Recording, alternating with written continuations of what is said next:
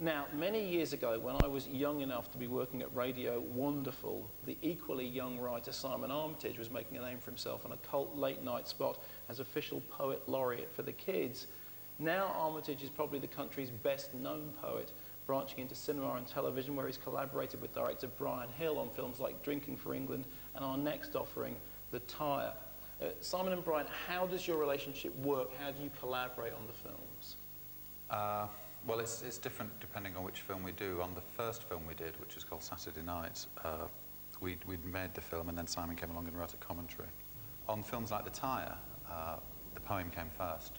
What were the sort of the main difficulties of making it? Because it's a film that involves a lot of shots. Getting the tyre to behave as it should have done was quite difficult and involved lots of health and safety and 20 burly geezers to stop it once it got to the bottom of the hill. And it was quite interesting for me as well, because in the original poem I do animate the tyre.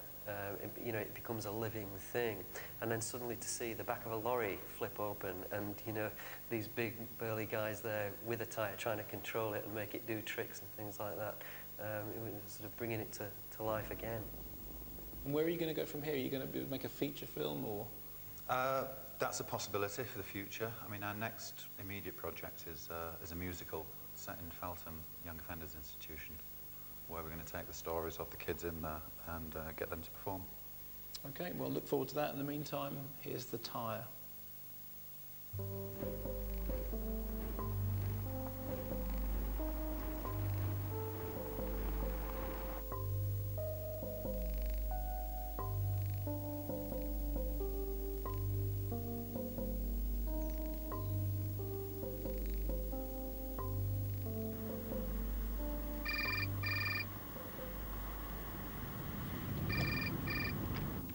Hello? Yeah, that's right, it is. What? No. Oh, damn. Look, I'm really sorry. No, of course, I appreciate that. Hello? No, I'm sorry, I've no idea what happened to the time. No, I'll be there. Yeah, got the new range. Simon Squirrel, Willie the Weasel, yeah, everything. Well, as quickly as I can, obviously. Oh, damn. In about half an hour? Okay, thanks. Sorry about that. Bye.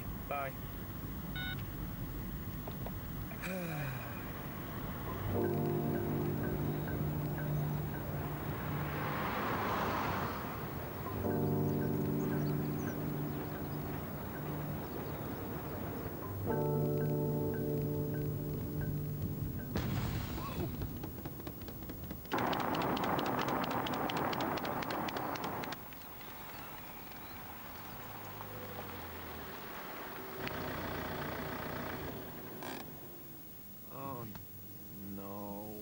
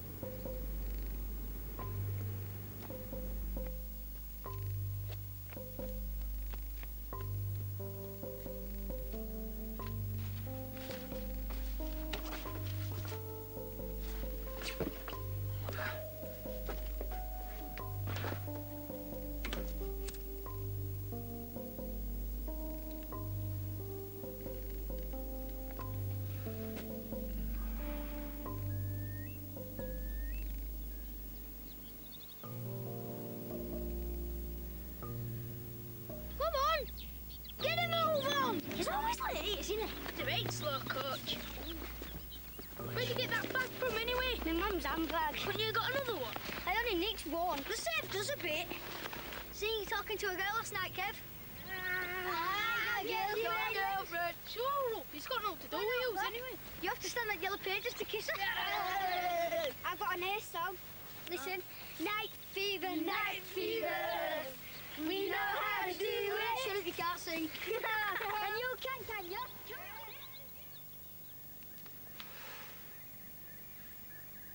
Just how it came to rest where it rested, miles out, miles from the last farmhouse even, was a fair question.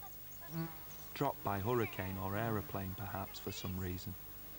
Put down as a cairn or marker, then lost. Whoa! Yeah, it's Tyre. Look at the size in it. Tractor size, 6 or 7 feet across. It was sloughed, unconscious, warm to the touch. Its gashed rhinoceros sea lion skin nursing a gallon of rain in its gut. Lashed to the planet with grasses and roots, it had to be cut. Stood up, it was drunk or slugged, wanting nothing more than to slump or spiral back to its circle of sleep. Dream another year in its nest of peat. We bullied it over the moor, drove it, pushed from the back or turned it from the side, unspooling a thread in the shape and form of its tread, in its length and in its line. Rolled its weight through broken walls, felt the shock when it met with stones, guided its sleepwalk down to meadows, fields, onto level ground. There and then we were one connected thing. 5 of us, all hands steering a tall ship, or one hand fingering a coin or ring.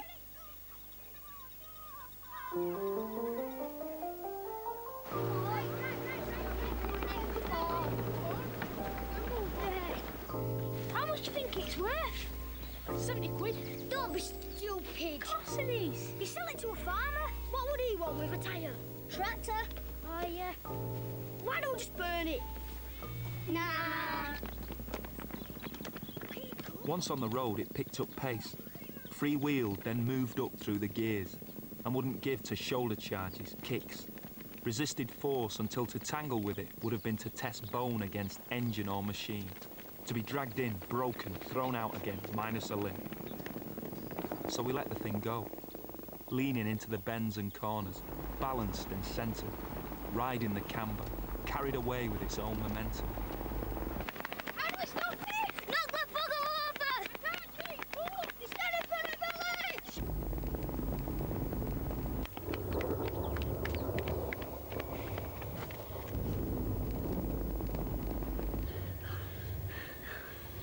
We pictured an incident up ahead.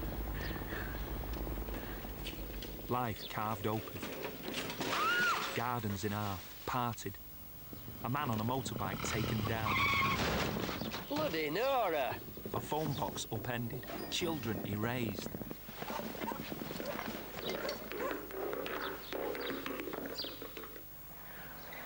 Police and an ambulance in attendance. Scuff marks and the smell of burning rubber. The Tyre itself embedded in a house or lying in the gutter, playing dead. Come on, best get that village. Yeah, let's go full field. Come on, where can it be? It could be anywhere. It's got to be somewhere. But down in the village, the Tyre was gone. And not just gone, but unseen and unheard of. Not curled like a cat in the graveyard. Not cornered in the playground like a reptile, or found and kept like a giant fossil. Not there or anywhere. No trace. Thin air. Whoa! All right, lads. No. Is everything all right round here? Yeah, why shouldn't it be? Are you keeping out of trouble? Trouble? Us? Nah. It's weird, that is. Yeah, magic. Magic disappearing Tyre. I'm off for me tea. See ya. See ya. Yeah, me too. See ya.